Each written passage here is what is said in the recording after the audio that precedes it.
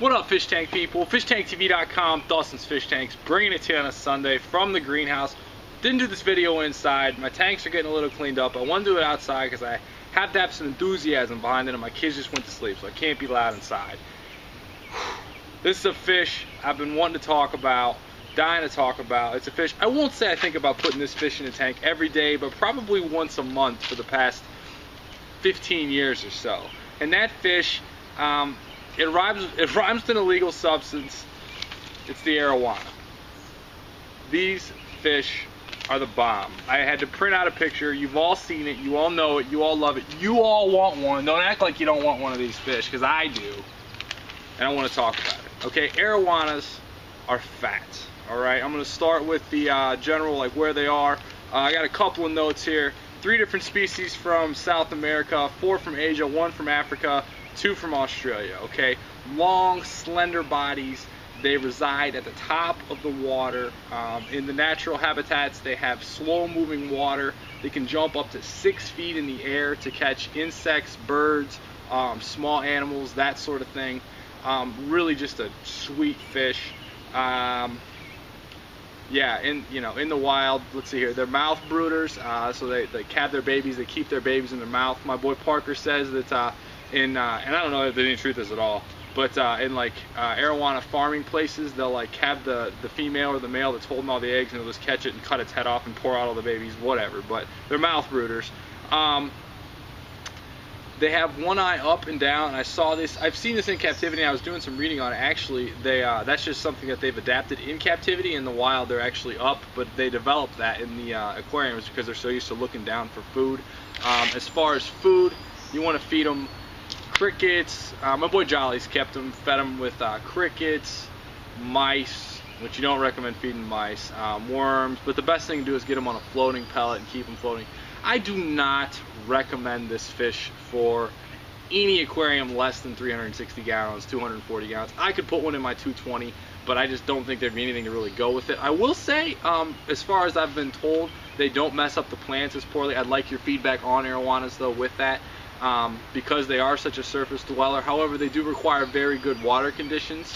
So, having not personally kept them, this is all from people I know that have kept them, but very good water conditions, which makes sense because they're at the top of the water, out in the wild.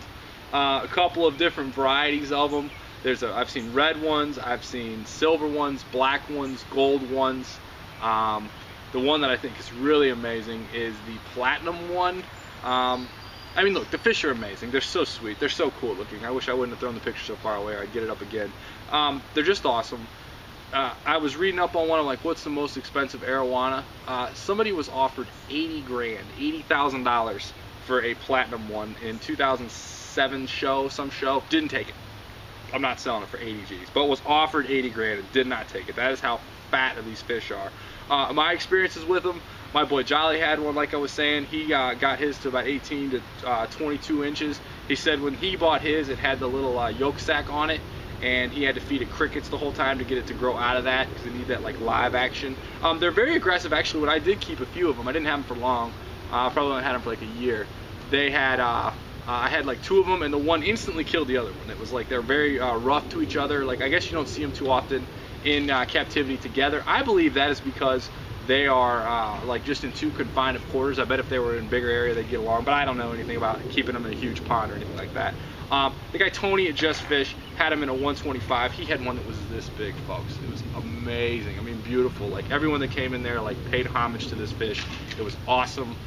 Sadly, it got killed when the power got killed on that guy's place, and the fish froze. But a very, very beautiful fish. I'm talking this big. It was in a 125, which leads me to like what you have to keep these fish in tanks. You need very, very, very, very strong hoods.